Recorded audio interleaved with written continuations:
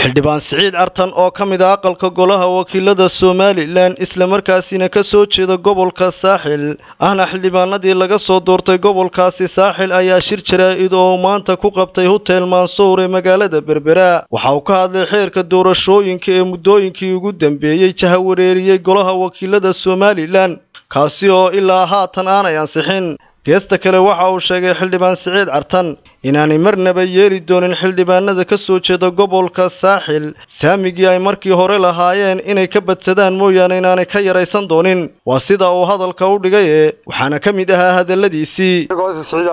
xildhibaan Siciid Cartan Cismaan inaan ka hadlo xeerka horyaalla golaha ee ah xeerkii doorashada golaha wakiilada xeerkaas oo xeer aad iyo aad u muhiim ah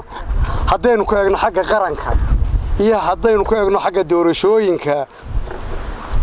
qodobka la isku hayeen wuxuu ahaa qodobka ku jiray marka xeerka ee qodobka saami qaybsiga waxa markaa noqotay maanta inaan ka dhiibto fikirkayga iyo halka aanu ka taaganahay mowqifka ay ka taagan yihiin reer Saaxil haddaan reer Saaxilnahay waxa weeye dalkan doorashooyin badan ayaa ka dhacay waxyaalo fara badan iyo tanaasulaad fara badanna waanu ka soo galnay boorama markii lagu kala bixi waayay guurtida Allah u naxariistay maxamed xaaji Ibraahim Cigaal laba xubnood ayuu ka jaray shan baanu lahayn saddex ayaanu haysanaa tan saami qaybsigeeda markii lagu jiray dawladdeena Riyaale 12 xubnood baanu lahayn taana waxaana laga jaray laba waxaanu qaadanay 10 annagoo mar walba danta qaranka iyo danta Soomaaliland si ay isu raaci lahayd mar walba ka talinayna oo hormood ka ahayn waxay u muuqataa imaka in rag badan ay ka hanjabayeen TV-ga ama ay ka hadlayaan ay leeyihiin meel la kun baa lagaga soo baxa meel la 5 kun ورنتا أنا شو شيء هذا حلوان تاي هذا الناس سياسية تاي دورشة وين ولا قال دورشة دي كد عضي عضي إنه قالها كفردنا رنتا أنا شو شيء لما دورشة حر أو حلال ما يهين بان الله دورشة الدرك كد عضي واحد يا بابا بدن جد هوستي والله تكتونوش عشان تكون أنت كون للدوري لشيء لقى صقرت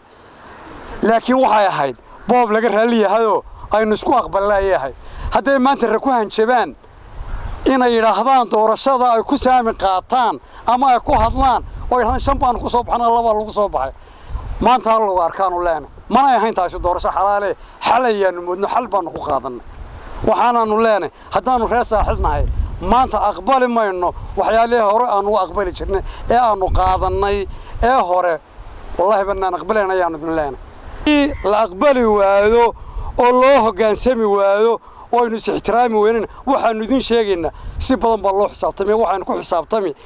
ننجد هوستي كيمي يقبل والبا وح ودخل صوت صاروا سيالك الله بدن بالله حسابتمي قبل الله قيمة وحن لنا هاي أقبال ما ينام أنت وحن حقول لنا هدان هروج تجري ما أنت كتجمل geesta kale xisbiga mucaaradka ah ee wadaniga gobolka Saaxil ayaa maanta shahaadooyin guddoonsiyay qaar ka tirsan wariyaasha gobolka Saaxil waxaana halkaasi ka hadlay gudoomiyaha gobolka Saaxil ee xisbiga mucaaradka ah ee wadani Cali Axmed Kooshin salaan kadib halkan maanta hadal badan ka oran mayno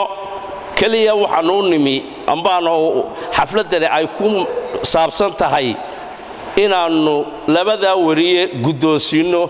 shahaadul sharafta marka ilaanu inta guddoonsino mooyo wax kala raacin maayo Cabdiraxmaan Maxamed Cige telefishinka caalamiga ee Somali News TV magaalada Berbera